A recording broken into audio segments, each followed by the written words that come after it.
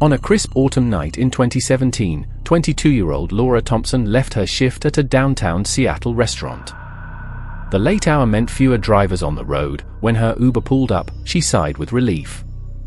The driver, identified only as a James in police reports, was polite, opening the door and greeting her with a soft good evening. Laura slid into the back seat, tapping in her destination, her apartment, just a 10-minute ride away.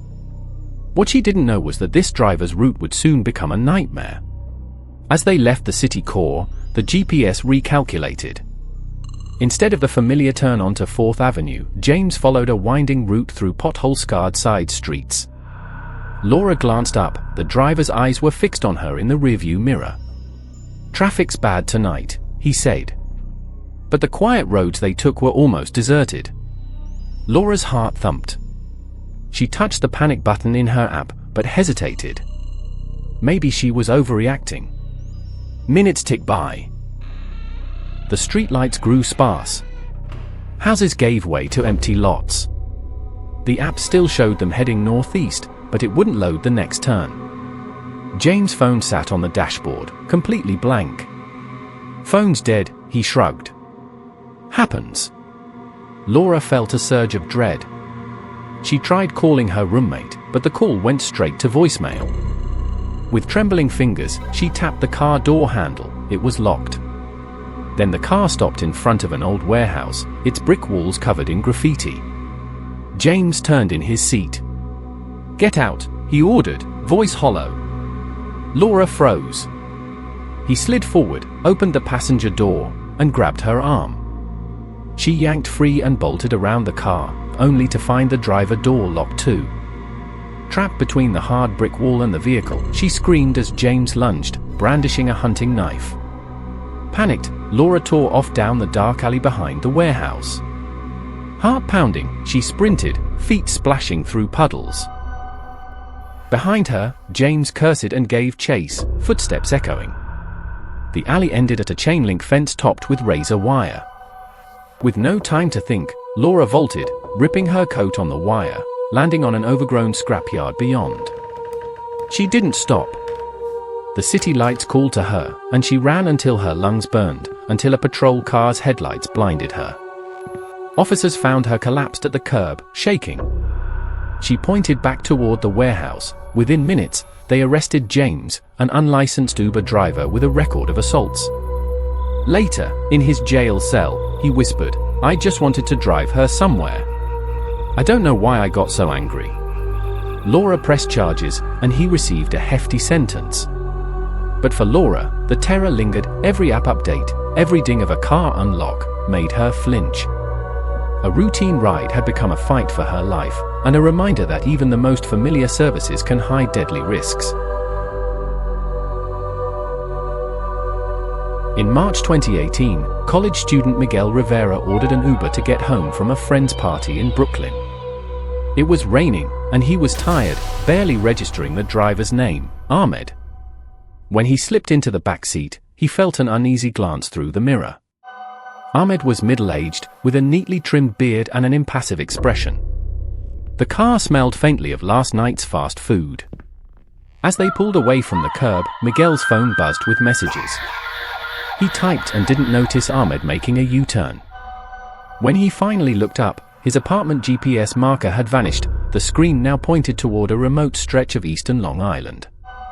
"You lost?" Miguel asked. Ahmed's face hardened. "Your phone's broken," he said, voice low. "I'll get you home safely." But the speedometer climbed past 60 miles per hour on a dark highway. Miguel's dread grew. He considered calling 911, but Ahmed grabbed his phone. "I don't want any trouble." He locked the doors. Then, a sudden swerve sent Miguel crashing into the car door. He gasped, taste of blood in his mouth. Ahmed laughed, a hollow, chilling sound. "Sorry," he said under his breath. The car pulled over near an abandoned gas station. "Out," Ahmed commanded. He pointed a can of pepper spray at Miguel's face. Blinded by fear, Miguel obeyed. Ahmed cuffed him with zip ties, an Uber passenger reduced to a hostage. He shoved Miguel into the back of his own car trunk before tossing him in. The taillights retreated into the night as the driver sped off. Inside the trunk, Miguel pounded the walls, screamed until his throat burned. He could hear the engine roar, branches snapping outside. At some point, the car stopped. The trunk opened, and cold night air stung his face. Ahmed led him to a roadside culvert under an overpass.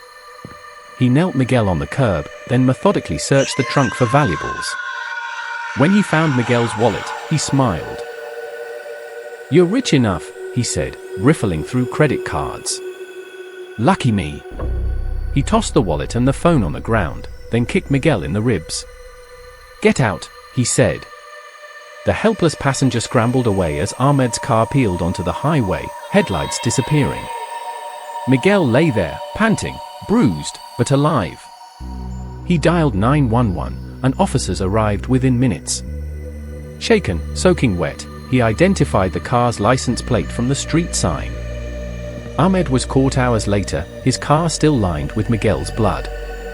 DNA and fingerprints matched. He admitted to dozens of hijackings, claiming Uber cushioned his crimes. Miguel recovered physically within weeks, but the psychological scars linger. He now carries his own pocket knife, and he verifies driver details obsessively. Every rainy night, he remembers the blade's glint and the trunk's claustrophobic dark, a ride he barely escaped. 25-year-old blogger Samantha Cho was used to documenting her experiences in the Big Apple. But in July 2019, one Uber ride became her most chilling post. She'd just left a rooftop bar in Queens when her ride arrived, a silver SUV driven by Carlos. She chatted about her blog, and he seemed engaged. When they merged onto the highway, he asked for her Instagram handle. "Sure," she said, confident he'd fade when she snapped a photo. But 2 days later, her phone buzzed, a direct message from Carlos. "I know where you live," it read. At first, she thought it a prank. But he sent a snapshot of her building's lobby, timestamped at 3:17 a.m. She'd never shared that. Samantha's heart dropped. That night, she ordered another Uber to a friend's house across town. The driver, Marco, took her safety concerns seriously. He parked for 5 minutes so she could call a friend, had her share his license plate.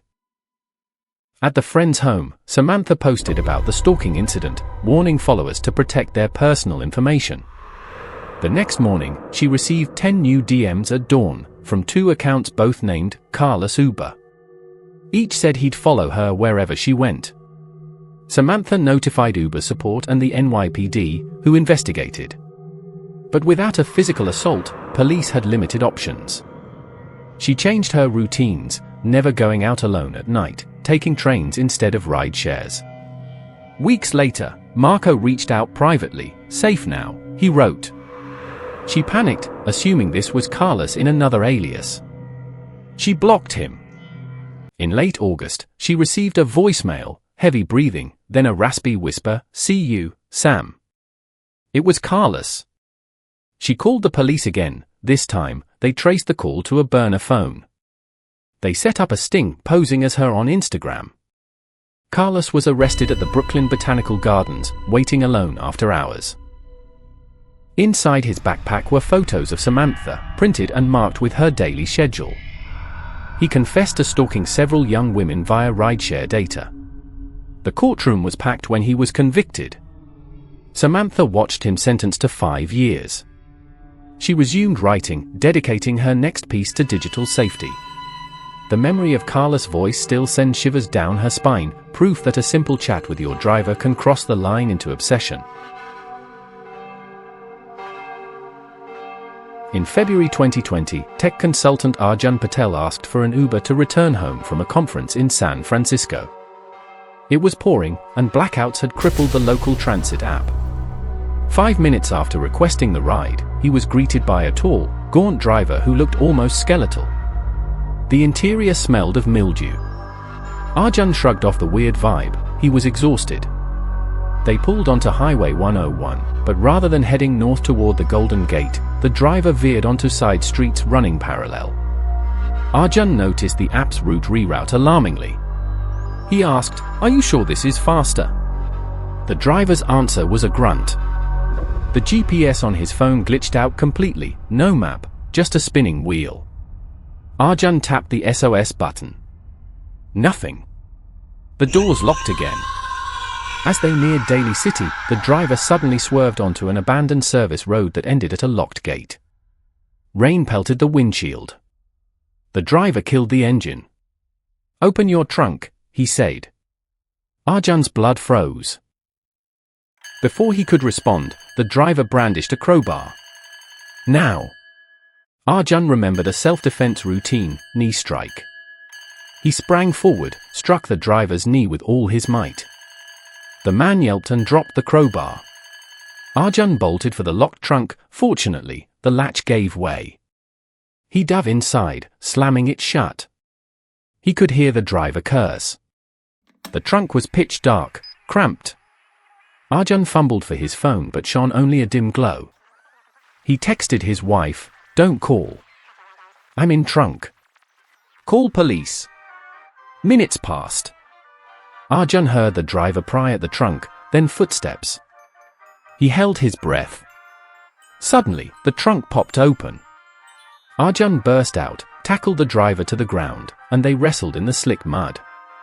By the time Arjun got him in a headlock, his phone grit from the conference presentation showed a police dispatcher calling him back. The driver surrendered when nearby headlights revealed patrol cars. Police found the abandoned service road was known for illicit drug deals. They speculated the driver had intended to rob Arjun after delivering fake Uber rides to lure victims. At sentencing, the driver was linked to a ring that targeted business travelers, using deep fake IDs to fool the Uber system. Arjun's quick thinking saved his life, yet every time he orders a ride, he double-checks the license plate and carries a small flashlight. In October 2021, newlywed couple Emily and David Lee celebrated their honeymoon in Los Angeles. On their last night, they booked an Uber to a rooftop lounge downtown. When their car, a white Toyota Prius, pulled up, the driver introduced himself as the Derek. He spirited them through narrow alleys to avoid traffic. Compelled by romance and exotic streets, they chatted about their trip. After drinks, they requested the ride back. Derek was gone. The app showed Derek still en route, but no car approached. Frustrated, they cancelled and reordered. A different driver arrived. They assumed Derek must have cancelled. But when they opened the app's trip history the next morning, it showed them returning in the Prius with Derek. They had no memory of the drive. Their luggage was moved, and clothes strewn around the apartment. Alarmed, they checked surveillance footage from the building's corridor. It showed them entering with one car, that white Prius, and exiting 15 minutes later with no one visible. The camera's angle didn't capture inside, but the timestamp matched the phantom ride. The couple reported it to Uber. Was Derek some kind of ghost?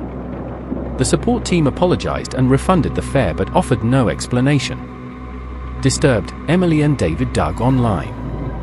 They found a forum post from another passenger, similar story, same car, same phantom return at 3:14 a.m. No memory.